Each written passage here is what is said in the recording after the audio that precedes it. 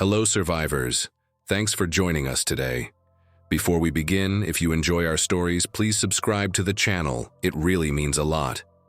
Also, tell us in the comments which city you're listening from. It's great to see how far our community reaches. Now, let's start the story.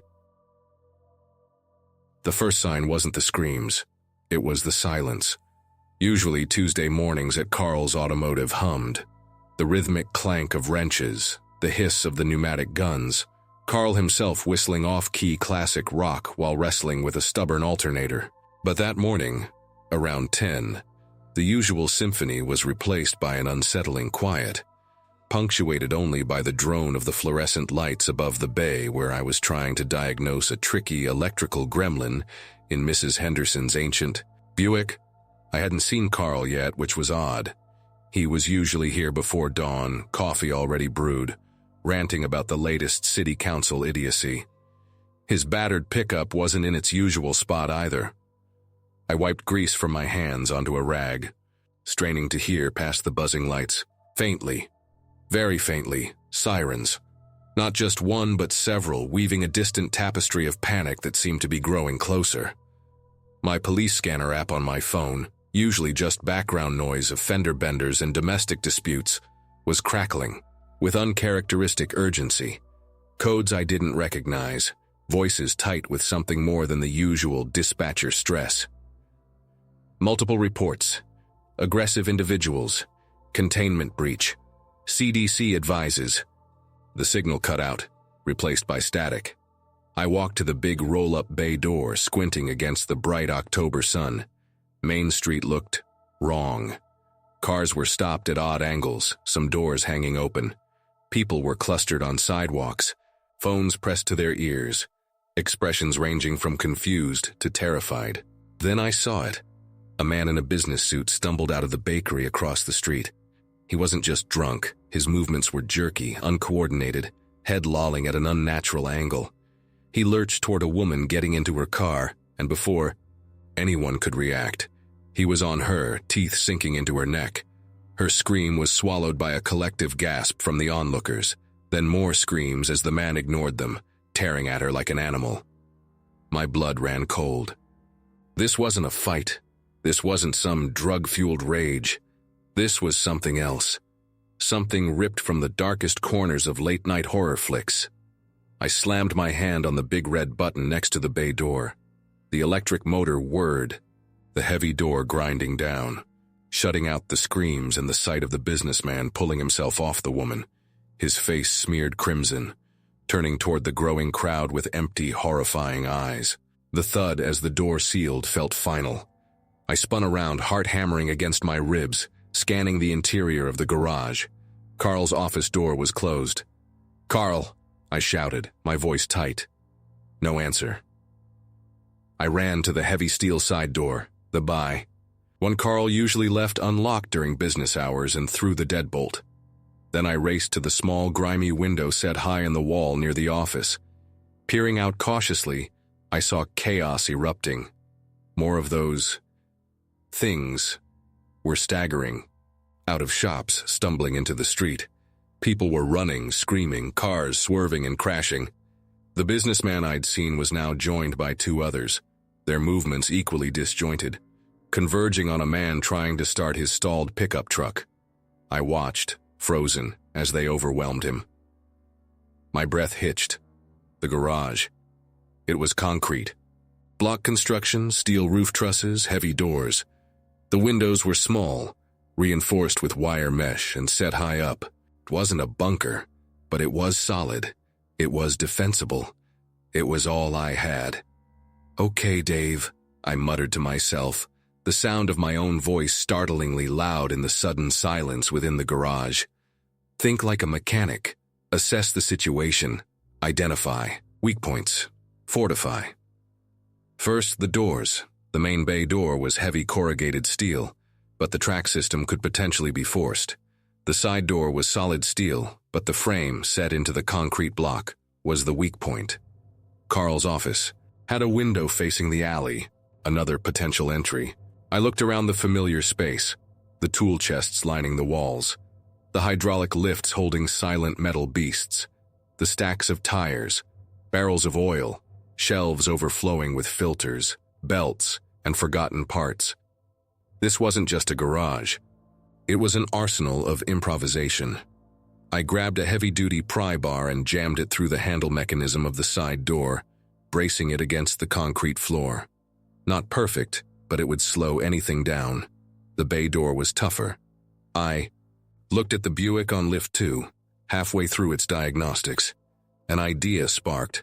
I lowered the car until its chassis was just a foot above the floor, then positioned the lift arms directly over the top edge of the closed bay door track. Raising the lift slowly, I wedged the heavy steel lift arms against the track and the concrete lintel above. The hydraulic system groaned, but it held. The pressure would make it almost impossible to force the door upward from the outside without some serious, time-consuming effort. Next, the office window. It was barred, Carl being paranoid about break-ins after someone stole a set of impact. Wrenches last year, but the bars weren't impenetrable. I found a sheet of 3.4-inch plywood Carl used for truck bed liners. Using a cordless drill and some heavy lag bolts, I secured the plywood over the entire window frame from the inside, sinking the bolts deep into the concrete block. It plunged the office into near darkness, lit only by the sliver of light under the door, but it felt safer. Sweat dripped into my eyes as I worked, adrenaline warring with a rising tide of fear. The sounds from outside were getting worse. More screams, the shattering of glass, the occasional pop of what might be gunfire. And underneath it all, a low, guttural moaning that seemed to vibrate through the concrete floor. I checked my phone again, still no signal. The landline in the office was dead too. I was cut off, alone. Except for Carl. His office door was still closed. I hesitated, then knocked softly. "Carl, you in there, man?" Silence, then a soft scraping sound. From within, like fingernails on wood. My blood turned to ice. I backed away slowly, the pry bar held tight in my hand. Whatever was happening out there, it might already be in here. I wasn't opening that door. Not now, maybe not ever. I needed to see outside without exposing myself. Remembering the inspection camera, a small camera on a flexible gooseneck cable we used for looking into engines, I dug it out of its case. The battery was charged. I carefully drilled a small hole through the plywood covering the office window, just big enough for the camera lens, then another near the bottom of the main bay door. Feeding the cable through the hole by the bay door, I switched on the small LCD monitor. The view was limited, ground level, but what I saw confirmed my worst fears. The street was carnage. Bodies lay twisted on the pavement, some moving feebly, others disturbingly still. More of the infected. That's what they had to be, right? Zombies? Shambled past, drawn by distant sounds. They ignored the bodies, ignored each other, their only focus seemingly on the living. One of them, a woman in nurse's scrubs, stopped near the bay door, head tilted as if listening. Her jaw hung slack, a dark stain spreading down the front of her uniform. She pressed her face close to the door, milky eyes rolling, then let out a low moan and shuffled on. They were drawn to sound, to movement, maybe even the scent of the living. My hiding place was only safe as long as it stayed quiet, stayed unnoticed. I pulled the camera back and moved to the office window hole. The alley behind the garage was narrower, filled with dumpsters and overflowing bins. 2 infected were down there, feasting on something I couldn't quite make out, their backs to me. Their movements were jerky, inhuman, accompanied by wet tearing, sounds that made me gag. I quickly retracted the camera, leaning back against the wall, trying to control my breathing. This was real. Utterly, terrifyingly real. My mechanic brain kicked back in. Inventory, resources. What did I have? Tools, obviously. Wrenches, hammers, pry bars, tire irons, all potential weapons. Welding gear could be used to reinforce doors further, maybe even create makeshift defenses. Compressed air tanks and hoses, maybe rig up a high-pressure deterrent. Flammable liquids, gasoline, oil, brake cleaner, dangerous but potentially effective. Several vehicles in various states of repair. Sources for batteries, fuel, maybe even temporary shelter within the garage. Food and water were the main problem. There was the water cooler, maybe half full.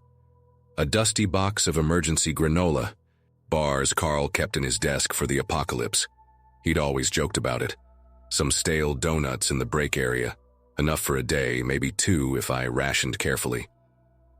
The sun climbed higher, casting sharp beams of light through the high, grimy windows near the roof. The sounds outside ebbed and flowed. Periods of chilling silence broken by sudden bursts of screaming or gunfire, followed by the low, persistent moaning of the infected. I kept checking the inspection camera feeds, tracking the movement outside. The numbers seemed to be growing. They milled around aimlessly until something, a car alarm, a distant shot, a bird taking flight, drew their attention, sending them shuffling or sometimes breaking into a clumsy, lurching run. Around 2 p.m. I saw Maria, my neighbor from across the street. She darted out of her front door clutching.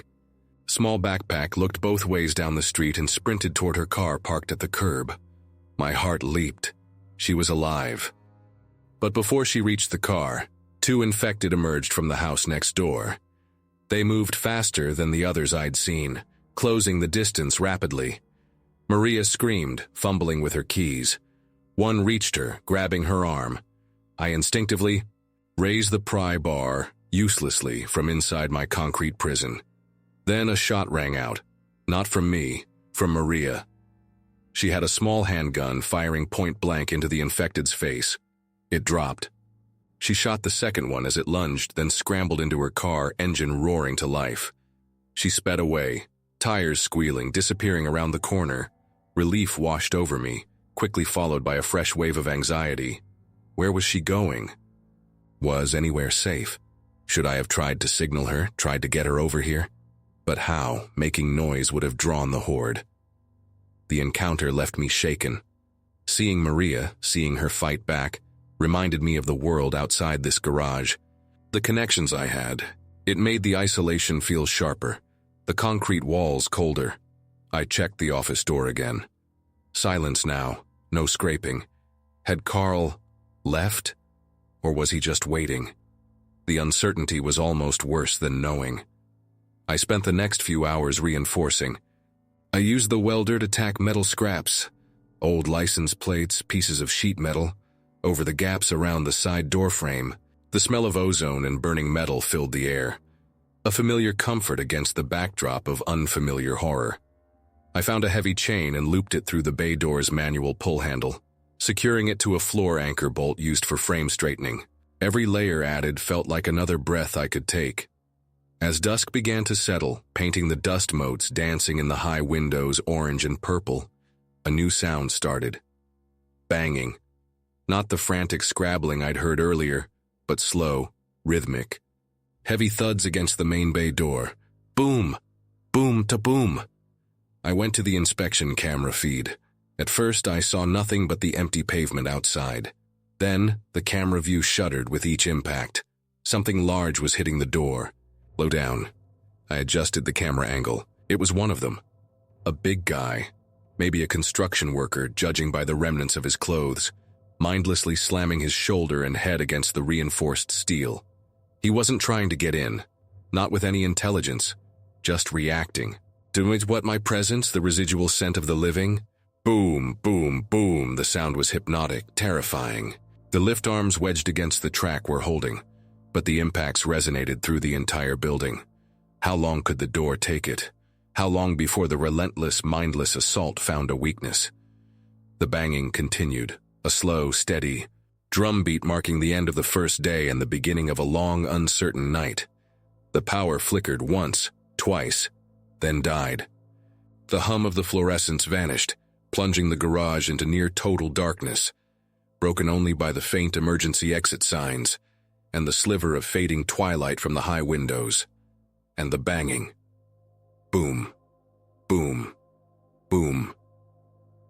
It didn't stop. It didn't even pause. Welcome to the night shift. The darkness changed everything. Without the constant hum of the lights and the ambient noise of the garage fans, every sound from outside felt magnified, closer. The rhythmic banging on the bay door continued, a maddening metronome counting down the hours. My flashlight beam cut a weak cone through the oppressive dark, making shadows leap and distort. The familiar shapes of tool chests and car lifts became monstrous silhouettes.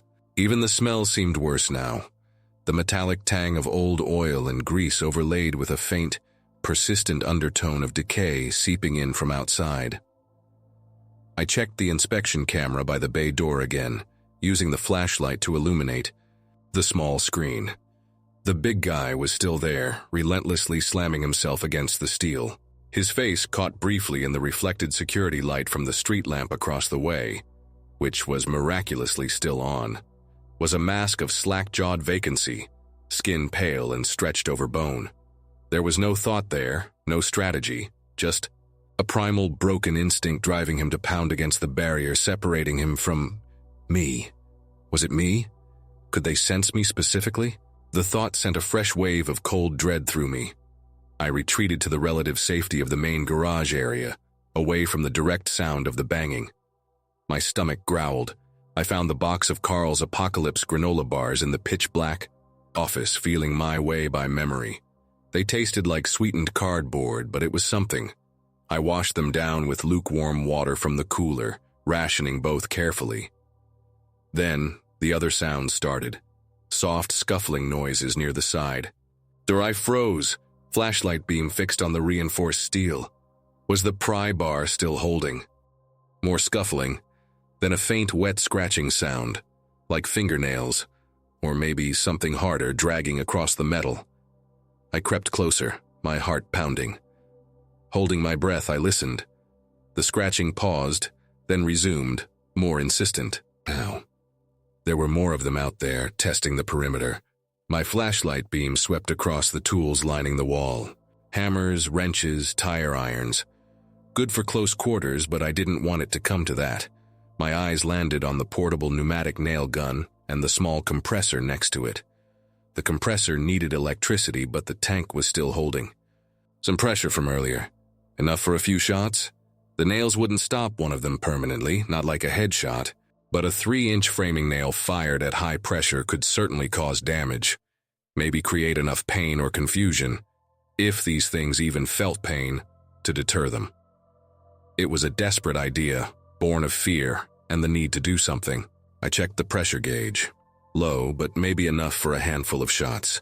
I loaded a strip of nails, the familiar click echoing in the darkness. The scratching at the side door stopped abruptly. Silence descended again, broken only by the relentless boom, boom, boom from the bay door. The sudden quiet was almost worse. Were they gone or just waiting, planning? No, that was stupid. These things didn't plan, they reacted. But what were they reacting to now? Hours crawled by. I did circuits of the garage, checking the doors, the boarded-up office window, the high-mesh windows near the roof. Everything seemed to be holding. The banging on the bay door occasionally faltered, sometimes stopping for minutes at a time, only to resume with renewed, mindless vigor. I used the inspection camera periodically. Sometimes the big guy was alone, sometimes 2 or 3 others, shambled nearby, drawn by the noise, but they didn't join in the assault, just milled around before drifting off again. Their lack of coordination was perhaps the only thing keeping me alive. If they'd all pushed on the door together. I didn't want to finish that thought. Around what I guessed was 3 a.m. My phone was dead now, screen black. A new sound joined the night's symphony. A high-pitched wail, starting distant but growing closer. It wasn't the mechanical sound of a siren. It was organic, pained, and utterly inhuman. It seemed to come from the direction of the alley behind the office. I crept back to the office, heart pounding, and carefully fed the inspection camera through the small hole in the plywood. The alley was darker than the street, lit only by the faint spillover from the street lamp. The 2 infected I'd seen earlier were gone. In their place, huddled near the dumpsters, was something else. It was vaguely humanoid but twisted, limbs bent at impossible angles. Its head was thrown back, emitting that piercing, continuous wail. As it shifted, its form seemed unstable, like liquid shadow poured into a roughly human shape. It wasn't shambling or lurching. It moved with a fluid, unnatural grace that was somehow more terrifying than the jerky movements of the others. Its wail wasn't a sound of pain or hunger. It felt like a signal, a beacon calling through the darkness. And something answered. From further down the alley, and then from the street beyond, low moans responded, growing in number. The regular, infected were being drawn to this thing, this screamer. It was coordinating them, intentionally or not. This changed the equation entirely. Isolated, mindless attackers were one thing. A horde being actively drawn to my location was another. The screamer turned its head slowly, its featureless face somehow seeming to focus directly on the small camera hole. I yanked the cable back as if burned, stumbling backward in the dark. Office, heart threatening to hammer its way out of my chest. It knew I was watching. The wail outside intensified, joined by the scraping and shuffling of dozens of infected converging on the alley behind the garage. I had to get away from the office, away from that boarded-up window. I scrambled back into the main bay, flashlight, beam dancing wildly. The banging on the front bay door had stopped. Complete silence from that direction now. Had the big guy been drawn away by the screamer's call? Or was something worse happening? A loud crack echoed from the office. The plywood. I swung my light back toward the office door just as another crack sounded, louder this time, followed by the splintering of wood. They were breaking through. The plywood. The bars wouldn't hold for long against a determined assault, especially if that screamer thing was directing them. Panic surged. I looked around the garage, desperate for an escape, a better defensive position. The lifts. Lift held a minivan, its engine partially disassembled. Lift 2 held the Buick I'd used to brace the bay door. Below the lifts, the concrete floor. Above, the steel roof trusses, maybe 20 feet up. Could I climb? No. Too exposed. Nowhere to go once I was up there. The office door shuddered under. A heavy impact. Wood splintered around the edges. They were getting through. I backed away, nail gun raised, finger trembling on the trigger. My eyes darted to the minivan on lift 1. An idea, crazy but maybe my only chance, formed in my mind. The lift controls were on the support post, powered by the main electrical system, which was dead. But there was a manual release valve, designed for lowering vehicles during power failures. If I could get under the van, release the valve quickly. Another heavy blow hit the office door. The hinges groaned. I didn't have time to think. I scrambled toward lift 1, flashlight held in my teeth. Finding the manual release valve by feel, I gave it a sharp turn. With a hiss of escaping hydraulic fluid, the minivan began to lower, slowly at first, then faster. I rolled underneath the descending vehicle just as the office door burst inward with a shower of splintered wood. From beneath the minivan, my view was limited to legs and feet, shuffling into the dark office. First one pair, then another, then more. Their movements were jerky, accompanied by low moans and that wet tearing sound. They hadn't seen me yet. The van settled onto its safety locks with a solid clunk, leaving me maybe 2 feet of clearance. Underneath, enough to hide but also enough to be trapped. I lay there, barely breathing, enveloped by the smell of oil, coolant, and my own sweat. The sounds from the office were horrifying. Growls, snarls, the sickening crunch of bone. Were they fighting each other? Or had Carl been in there after all? The thought made me want to vomit. Then the shuffling sounds moved out of the office and into the main garage area. My flashlight was off now, plunging me into near-total darkness under the van. I could see their feet moving past just inches from my hiding place, shambling, dragging, twitching. Some wore dress shoes, others sneakers. One was barefoot, toenails cracked and yellowed. They moved without purpose, bumping into tool chests, shuffling in circles, moaning softly. How many were there? 5, 10, more? They were spreading out, exploring the garage. One bumped against the lift post right next to my head. I squeezed my eyes shut, praying it wouldn't look down. A low gurgle sounded directly above me. It sniffed the air, head tilted. Then, thankfully, it shuffled away. I lay rigid, muscles screaming, listening to the sounds of the dead exploring my sanctuary. The banging on the front bay door started. Again, but weaker this time, intermittent.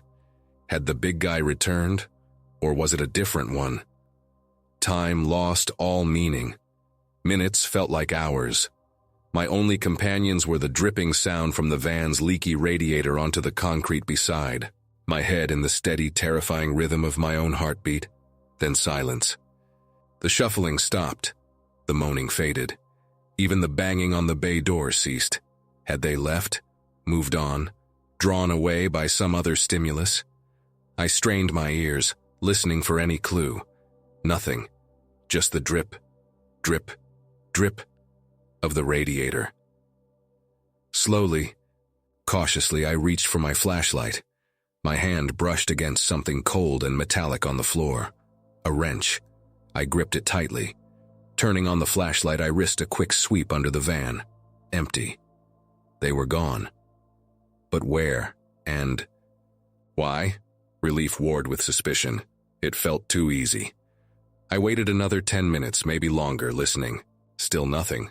Maybe they really had moved on. Maybe the screamer had led them away. I began to inch my way out from under the minivan, wrench in one hand, flashlight in the other. My body ached from lying on the cold concrete. As I emerged, I swept the flashlight beam around the garage.